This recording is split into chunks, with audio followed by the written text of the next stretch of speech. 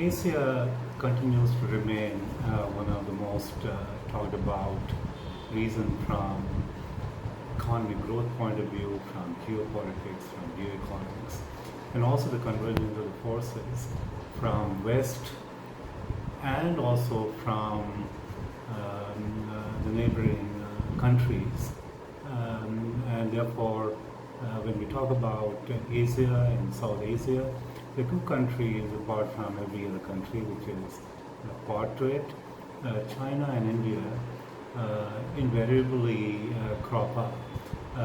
These are the two countries which are very big, both on land mass, the population that they have, and also the growth that they have been registering for the last 2 decades, if I can say so. And there is both a competitive environment between China and India, and they both also have their own independent value in the region. And therefore it's important that we try and figure out very briefly in terms of the profile of China and how India and China will also have their own cooperative spaces to fill in.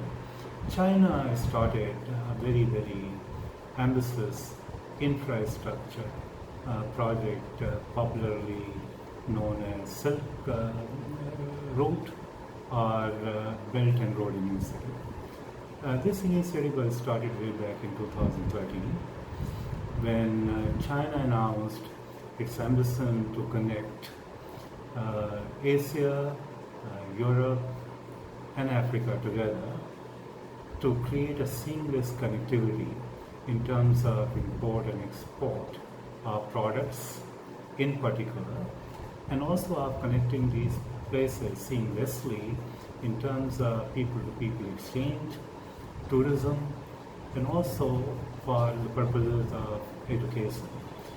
And this project has already begun to take shape, and Chinese banks in particular are trying to spend roughly about $800 billion, and this project will be completed as per the current estimates by 2049.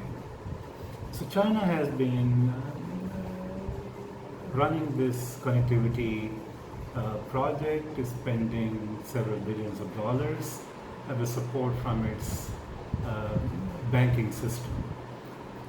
And this is also a very unique project because it also touches Central Asia.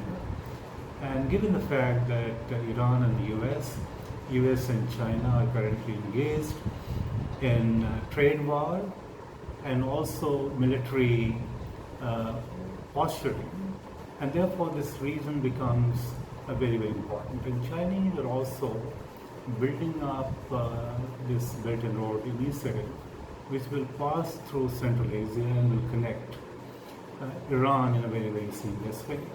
And therefore this whole infrastructure connectivity project unleashed by China is another reason for bringing the countries from Middle East to connect with the countries in Asia and South Asia.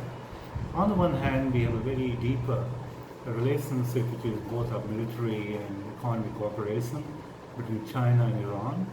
Within the same region, Iran and India also have very, very deeper military, trade and economic cooperation. And we cannot really miss away from the fact that China and India, on the one hand, compete with each other in the global geopolitics and geoeconomics. But if we were to look at the numbers and the figures between what they do around the trade, India is the largest trading partner with China, only after the US. It is estimated that India and China have been trading with each other, which has touched, the whole sum of the trading cooperation between India and China has already touched $100 billion, and between several meetings with the Premier of China and our Prime Minister had with each other, including on the sidelines of G20, they have agreed not only to build a more robust partnership and cooperation between the two countries, but also work on areas and issues whereby they can together touch a very high volume in terms of trade and economic cooperation.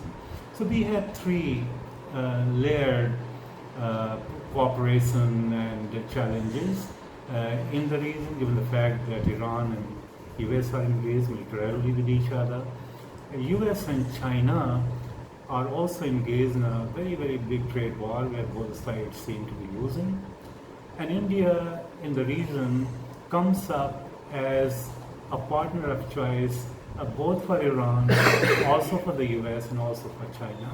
And therefore the situation is that when China is cooperating with Iran, it is not only in terms of oil import and Chinese support to Iran on infrastructure, on railways, on building the cities.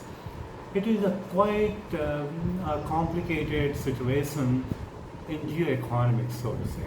And therefore, Belt and Road Initiative of China is going to offer a new lease of life to Iran, whereby Iran can open up another channel to export its oil, export its goods and services, including the textiles, which Iran is very superior in.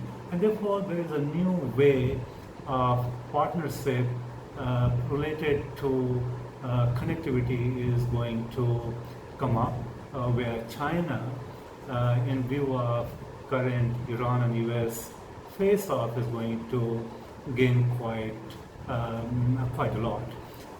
Last time in 2016, when Chinese premier went to Iran, Iran is on record having said that the trade volume between China and Iran over the next few years is going to be estimated at about $600 billion. I mean, you can imagine very well that the countries which began their trade cooperation early in the 80s, they began very modestly at about 1.3 billion, and now they're estimating the trade volume cooperation between China and Iran touching about $600 billion for the next couple of years.